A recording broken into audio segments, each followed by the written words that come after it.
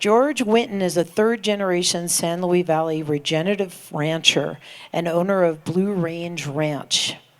George's talk presentation will describe and explore how the learning to understand the relationship between soil, plants, and animals, and how it's become the guiding principle of his path in life as an agrarian and as a citizen.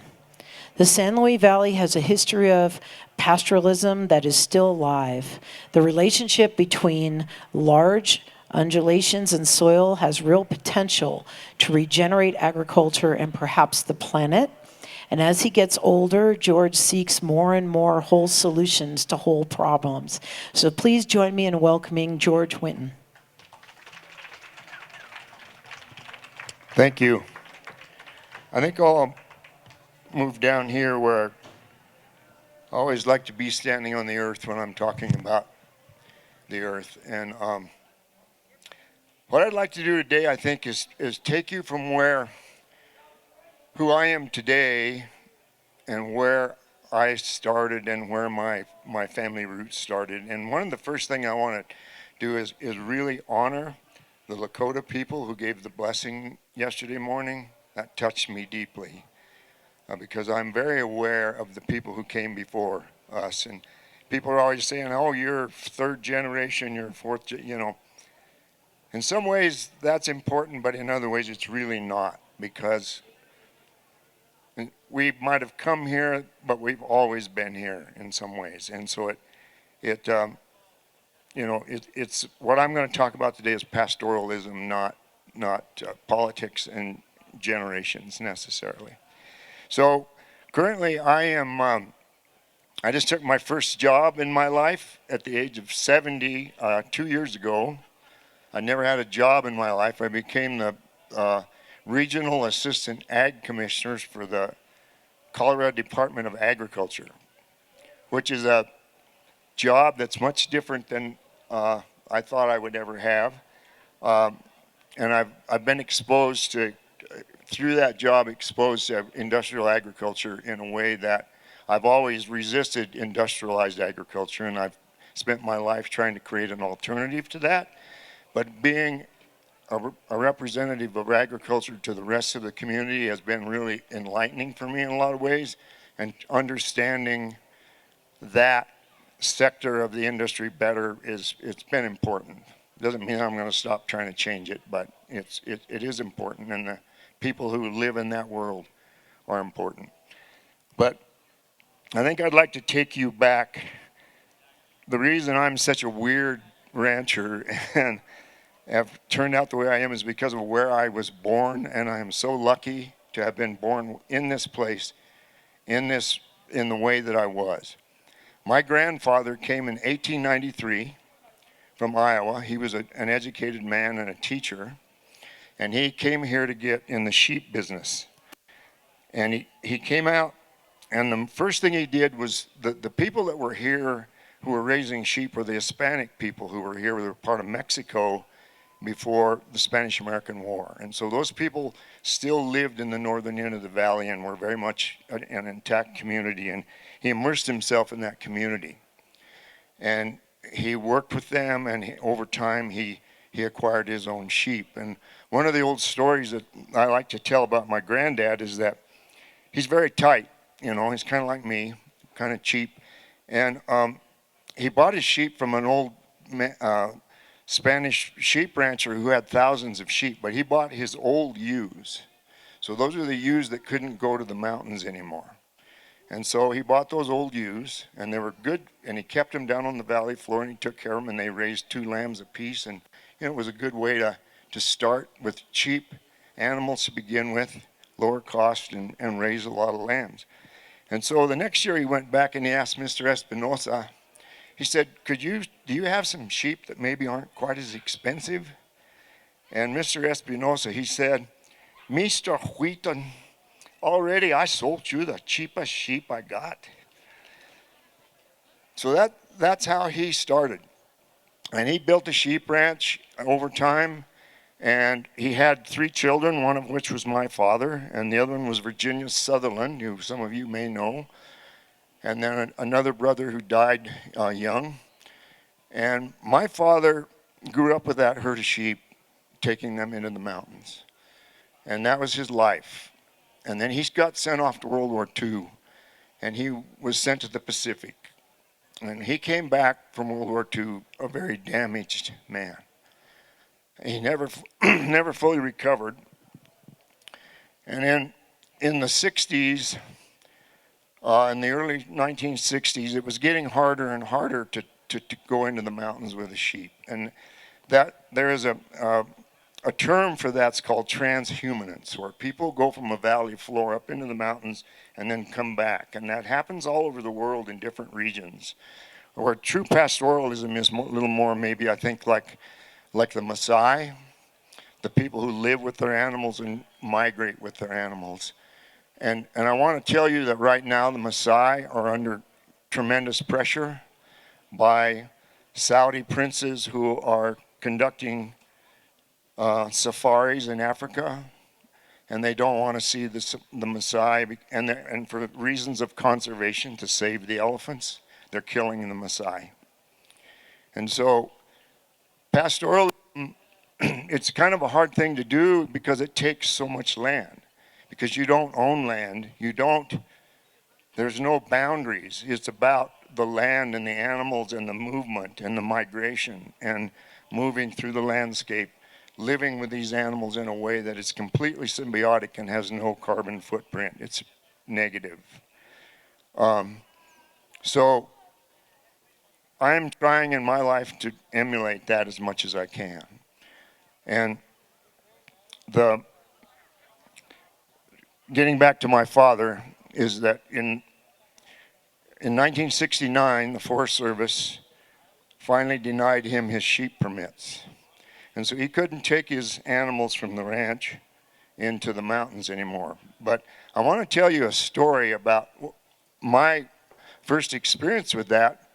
Must have been about 19, and this is kind of a compilation of many journeys of these animals into the mountains, but I remember specifically we were at the ranch, which is 6 miles east of Moffett, at the headquarters, and we had thousands of sheep in the corral there, and we're getting ready to move those sheep into the mountains. And so the thing that you do there is all of the sheep had been paired and the lambs were marked and everything was branded and the herder was ready to go. And I remember Zeke Archuleta was the herder that year, and he reached up on a piece of a cedar post, and he pulled off a piece of cedar.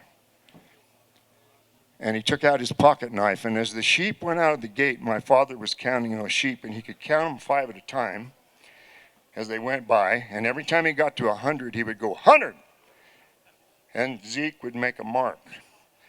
And so when we got done, we had 1,000 ewes and 500 lambs, 2,000 beating hearts that are getting ready to go on a journey from Moffett to above Lake City, Carson City and west. And so it took all summer to travel through the mountains with that band of sheep. And there were mules and horses to carry the camp. And so we headed out with that herd of sheep. And the first night, some of the lambs wanted to come back because they hadn't paired with their mothers. They didn't know where they were. So that first night was hell. And we set up camp not too far away. And Grandpa Whitten always made us set up camp in the yard first to see if we had everything. Because once you leave and you're on horseback, it's really hard to come back to get something you forgot. So we always did practice a little bit before we left.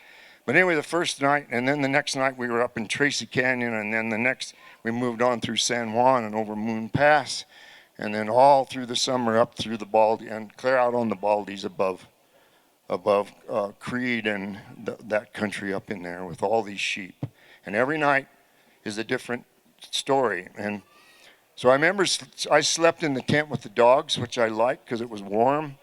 And but I remember one night about 2 a.m, there was this big ruckus. And it was a full moon, and when it's a full moon, sheep start to move early sometimes. They'll get up and start in the middle of the night, and you have to go with them. But the other thing about that herd of sheep is that organism, as a herd, knew that route from the time the old ewes knew where to go. We didn't herd those sheep, we followed those sheep. And they took us. And the land formed us. We didn't form the land. We're not trying to change the land. The land forms you, and the land forms the muscle and the fiber of these animals and all of us as we move through the landscape.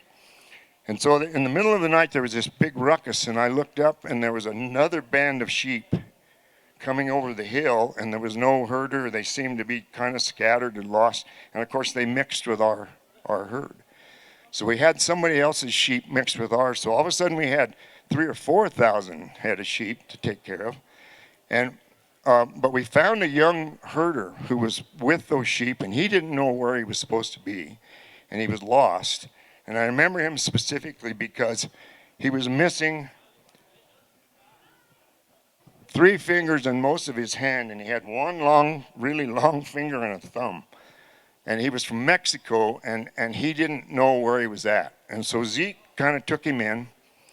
And so we all worked together. We found a place where there'd been an old burn, an old Forest Service years ago, and there was a lot of down timber. And so we formed a fence along through the timber that was kind of, it wasn't impervious, but it was generally a line. And at the end of that, there was a place where we could divide. It went into a kind of a funnel. So we drug up all these deadfall timber, and we made a little funnel, and then we made a gate at the end of that, and there was a big rock there. And the top of the hill, when you went one way, it broke away to the down here, and the other way it broke away down this direction. And so we put all those sheep in there, and they all had a mark on them. And the 2 herders stood there, and me and the dogs and another guy brought all those sheep up, and they went through that funnel. And so they sorted those sheep as they went by, and using the terrain and the shape of the mountain, and we were able to keep those 2 herds then separated. And so we separated those 2 herds, and away that guy went with his sheep, and we went on. And about a week later, we were camped. I think we were clear maybe up above Lake City, and this man came riding into camp. And he had purpose. I could tell that he was angry when he came in, because I could see the way he sat on his horse, that he was not a happy man. And so he faced Zeke down. And Zeke was probably about 5'2". He was a little Hispanic man who couldn't read or write. He knew sheep, and that's all he knew. But he was pretty much defenseless in the face. And this was a large Anglo man facing him down, and he said, "You have stolen my sheep. Where are they?" And Zeke said, we did our separation. That guy went on. I don't know for sure where they went. But that man was pretty adamant, and he said, "Well, you don't even know how many sheep you have." And I remember Zeke, he reached in his pocket, and he pulled out that stick, a simple piece of wood with a record of all the sheep that are on there. And on the back side, every time we lost a sheep or lost some, he had that marked. And that was a document that was good enough to satisfy that guy, and he left. That's the value of a stick. And low technology, So I love that story, because it's a story of the way that I've tried to live my life. And I love what you all are doing here with your housing and all these, trying to find things that are under your feet and use them in a way that is natural and, makes it a good life and a place to live. And that's what we've done on our ranch for 130 years. And we haven't changed the land. It has changed us. I don't plow. I don't farm. I cannot farm. I can't raise vegetables. I can't raise that kind of food, because when I plow the land and I see the plow turn that over, it reminds me of skinning a sheep. And so I've taken something that's alive and I've turned it over and it's dead. Now I can make something else out of that. You could make leather out of that. There's opportunity there. But the life is gone. And so when we take this soil and we turn it upside down, it's bottom up. It's wrong. It's not alive anymore. And the reason we do that in modern agriculture is we have to create an environment for a machine. the thing we're thinking about is the harvester, the combine, the potato harvester, that engineered piece of machinery, and we're creating an environment that fits that machine. And so everything in industrial agriculture is about changing the world to fit a machine. And that's the way we go about it. So being in animal agriculture, it's very easy if you're careful and you think about it, to not do it that way, but to take the world as it comes to you and then understand the relationship between grazing animals and grass, and understand your relationship as a manager in that, to how to improve the grass and the soil rather than to change it. To get on with the family story, after my father lost his sheep permits, he turned the ranch over to me when I was about 19 or 20 years old, because he just couldn't, he didn't want to do it anymore because he lost his sheep. And so I started out in the cattle business. I tried to farm.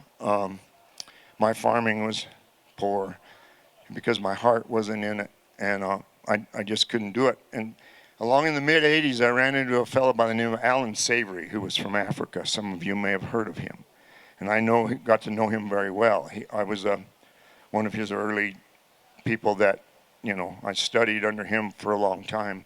And he described to me the relationship between the migrating herds in Africa and the land that those animals create as they move by their millions. It's not the number of animals, it's how long they're on a piece of land and what they do while they're there. And then they move on and let it rest. Because we have property boundaries and ownership of land, then it's really hard for us to move on. We're trapped inside these European ideas of property and lines. And that's another story I kind of like to think about. Galileo and Cassini were trying to figure out the lines of latitude and longitude on the globe. And longitude's pretty easy, but latitude is much harder because you have to have some sort of a time when the distance from whatever line it is. You need to know how long it takes you to move in a place. And before they had clocks that worked at sea, all the clocks in those days were pendulums, and that didn't work very good on a boat. So they used the eclipses of the moons of Jupiter to determine time at sea. And so I like to think that the reason that the 38th parallel runs through here, the reason that Africa has been divided, the reason that I have to build fences in the goddamnedest places you ever saw, is because of the eclipses of the moons of Jupiter. And in reality, that's all the sense it makes. To the natural world doesn't know about, the birds don't know, but to us as humans, that's very important, because that's my property, that's my line, that's my castle, my world is inside this fence. And so thinking about that and living my life as I have, and thinking about the native people who were here, God, it's beautiful the way they didn't own the animals. They created the environment and the animals came to them.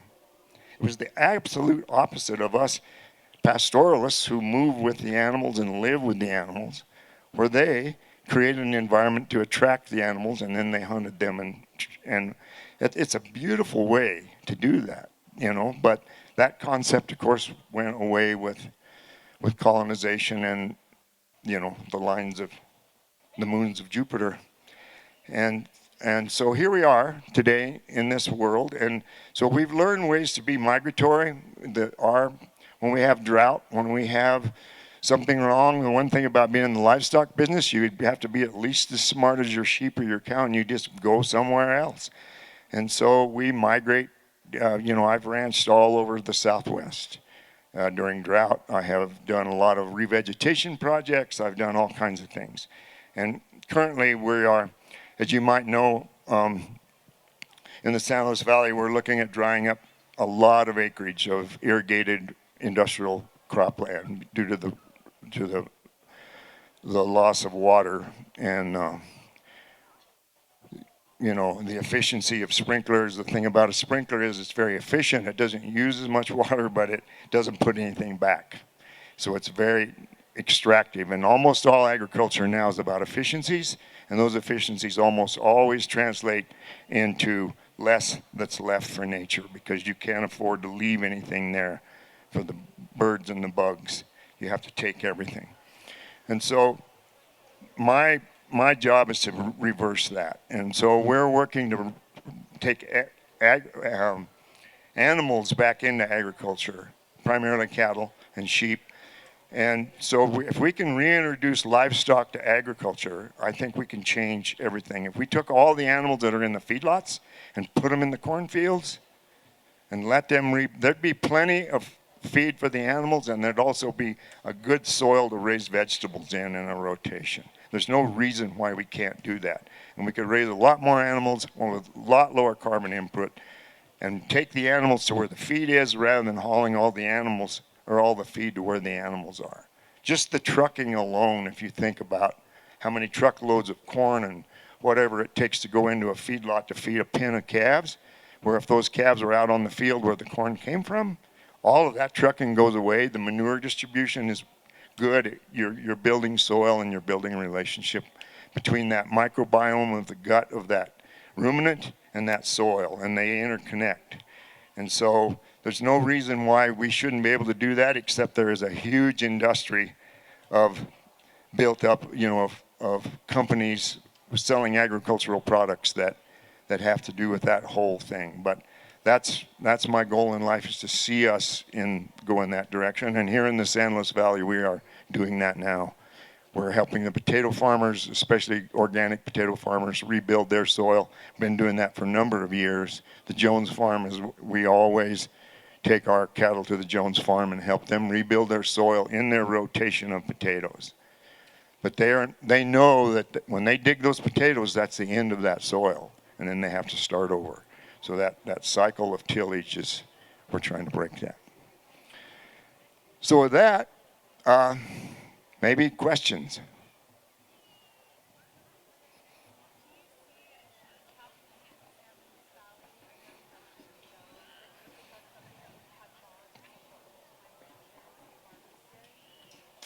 It'll catch on.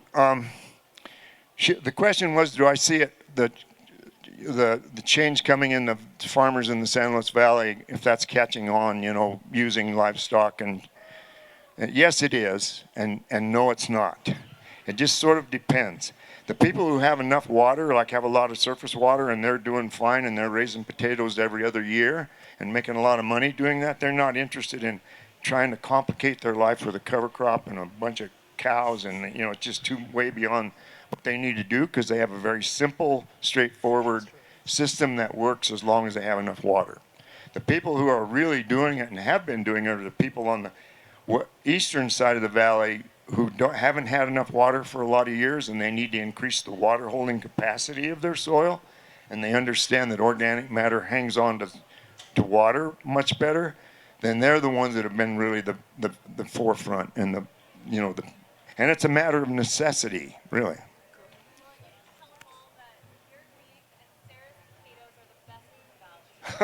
Yeah, well, I can't disagree with that. Yeah. Hey, Yeah. just for the live stream, if you have a question, I'm happy to hand you the mic just so that everybody can hear. It works really well like that. So did you want me to give you the mic? Okay. Yeah, Sarah Jones she's a real promoter, and I love working with Michael and Rob and all those farmers down there. It's been a great relationship.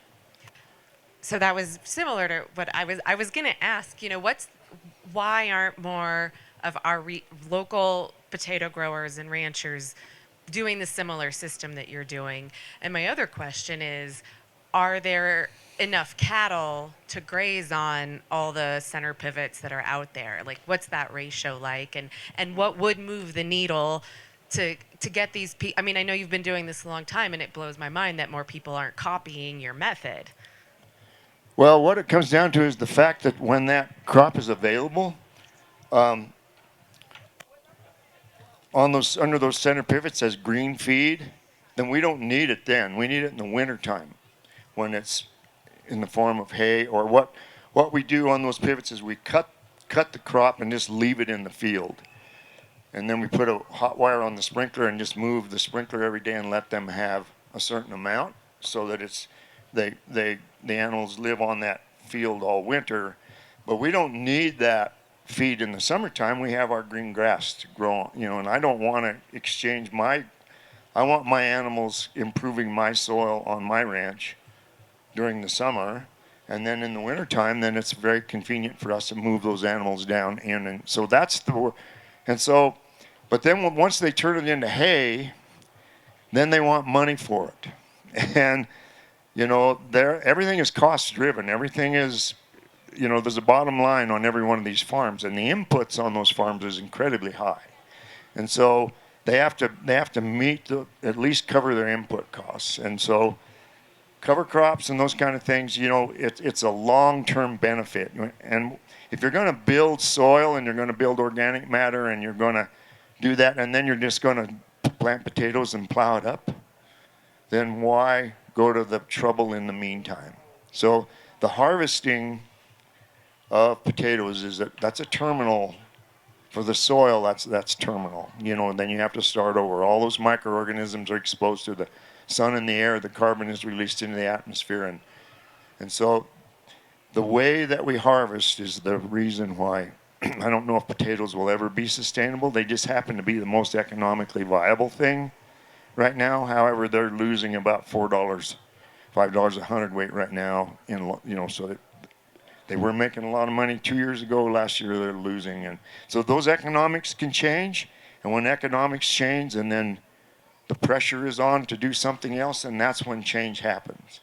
And so, for me, it was drought or a death or something in the those kind of things that causes change. And so that's kind of where we are, I think, with agriculture in the valley. Well, the water situation is definitely driving change. Any other questions? Thank you so much. Do you yourself and encourage others to take precautions to keep the animal manure out of bodies of water like rivers and creeks? No. If you ever watch a cow walk out in a stream, the first thing she wants to do is poop. And so do a lot of other animals that are ungulates. And if you look at the evolution of these animals over time, that's part of the cycle. And that manure, we live in, I've been bare arm inside, I have manure. If these animals are healthy and living, and they have a healthy relationship with the soil that they're on, and their microbiome is healthy, then that manure is not when we used to be on the sheep trail, we would go upstream a ways and look for a dead elk or something in the creek, but we drank out of the streams all the way. There was no water bottles. We didn't even know what a water bottle was. We couldn't have time to carry a damn water bottle around. We just drank out of the streams. Now, you couldn't do that now because of people because now there's Giardia and that thing that's but it wasn't there before. And healthy animals, healthy cattle, healthy sheep, if they're in a good relationship with the soil and their guts are good, then it's not a toxin necessarily. But you might want to put up a fence around your spring or something right, like that. Yeah, I would. If you have a spring you're drinking out of, definitely don't let them in there. Or build some berms, maybe. Yeah. In certain areas to protect. I'm sorry I misled water. you, but it's not as bad as you might think. Right. A healthy animal has healthy everything. Thank you. Have another question? Oh, maybe. Hi, George. Thanks a lot for everything you've told us today. I really love the stories. And I have a lot of respect for what you've been doing for decades over in this countryside. And this is a silly question, but this summer it seems like we've had a lot more precipitation than we have in the last 20-something years. And I just wonder if you have any thoughts on that. Well, I love it, for one thing. It's finally normal. Most of my career's been spent in drought. The last 20 years we've been managing for drought. And 2001, 2003 were probably really shook us up. We migrated out of here in 2003 because it was so dry. We only got 4/10 of an inch that whole year, and there was no growth, there was no grass. And what we did is we loaded our cows for the first time ever on semis, and we migrated to the Kirtland Air Force Base testing grounds just south of Albuquerque, New Mexico. And we unloaded there, and Holistic Management International paid us and bought the hay to feed on ground that had been used as testing ground for all the way through the World War II and the Korean War. It was the most devastated landscape I've ever seen. It was absolutely white, dead soil everywhere. And there was shrapnel laying on the ground, and there was wires sticking out of the ground. They tried to revegetate it by using straw and grain drills, and there was a perfect, every 24 feet there was a row of 4-wing saltbush, and then white, bare, absolutely baked soil under that. And we were certified organic at the time, and that site is one of the few places that was probably maybe the only place in the United States that a thermonuclear hydrogen bomb has ever been dropped on the United States. It was done by mistake. On the way a plane was about to land at Kirtland Air Force Base, a military plane, they had this huge warhead in that airplane, and somebody didn't fasten it right, and as they just were approaching the land, they have to release in case they had to drop that and pull away if there were, I don't know, there's a procedure. And when they released that bomb fell through the bomb bay doors and onto the ground. It wasn't armed, of course, or Albuquerque wouldn't be there, and we probably wouldn't either. But it landed and made a big pit and scattered stuff around, and they drug it off and put it in a hole up in the hillside somewhere.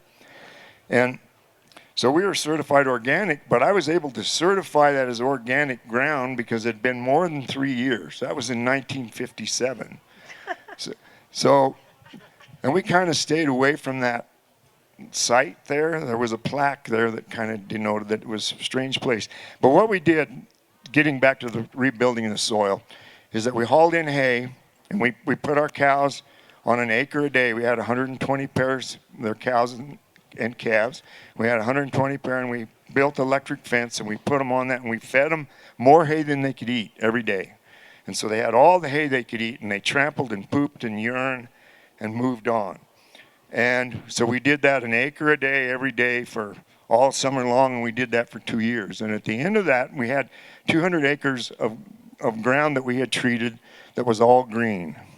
And the first thing that came up, of course, weeds, was annual weeds, because you have to understand how succession works. You don't go to a perennial grassland in 5 minutes. The first thing that happens is you're going to get weeds, which are annuals, who are the ones that establish in that soil. And then they put down roots and they start to build a community of annual plants. A lot of times they're invasives, which are immigrant species, by the way. There's no such thing as an invasive weed as far as I'm concerned. They're immigrants just like us, and we have to learn to speak their language. So that was the beginning of the process, and by the end of that, there were perennials that were starting, and there was, we just brought that land to life. And it's a lot easier to do with really bare ground than it is actually ground that's already productive, because it's kind of hard to see the difference. But with that, it was stark. And at the end of that, the city of Albuquerque sold that to, the state land board had it, and they sold it to Forest City developers, and now that's the site of the Breaking Bad movie, the movie theaters and all that stuff. That's what's out there now. And but it was really, nobody wanted to buy it or develop it without change. But it got developed then after that. So I got off on another story. Oh, the weather. I'm sorry. Yeah, we've really enjoyed the rain. I'm sorry, Maddie Bell. My wife hates it whenever I start. I don't even know where I'm going. The weather's been great, and you know, I guess we're in a transition between La Nina and El Nino right now, and I pay a lot of attention to all that. It has to do with my crop insurance and all kinds of things, you know, all these weather models and all that. But we're in a position where we're flexible enough that, you know, there was no rain on my hay because I don't put up any hay. All the rain fell on soil that was covered with grass and is growing, and was able to absorb that rain and actually put it to use. So it didn't run off. It didn't go, you know, went in the soil. And water holding capacity is everything when it comes to soil. And so organic matter translates. You know, sand and gravel can't hold soil or can't hold water. It's either going to go into the aquifer or it's going to go out through evaporation, not transpiration. But if you have organic matter in there, then those water molecules can hang on to that organic matter. And 1% of organic matter in soil equals 26,000 gallons per acre of water holding capacity. And our soils are around 7 to 9%, 4% some of the worst we have. So we have water in our soil all the time. It's always there. We're never starting from zero. And we only flood irrigate. I'm going to get rid of my pivots. We only flood irrigate because then half of the water's lost, but I'm putting it back in the aquifer every year. And the aquifer on the north end of the San Luis Valley, the confined aquifer is up. And it's coming up drastically. I have wells that were drilled. My grandfather drilled a well in 1894 on a piece of property we have, and that thing didn't flow much at all, but it's flowing year-round now. So I can tell just from that our aquifer, our sub-district efforts, paying people to quit pumping, you know, all this complicated thing we're doing, it's paying off. And so the north end of the valley is considered sustainable by the state. We have no sustainability issues, and we continue to work to dry up, you know, more pumping as we can, but we're sustainable. So are we done? Okay, thank you. Thank you, George.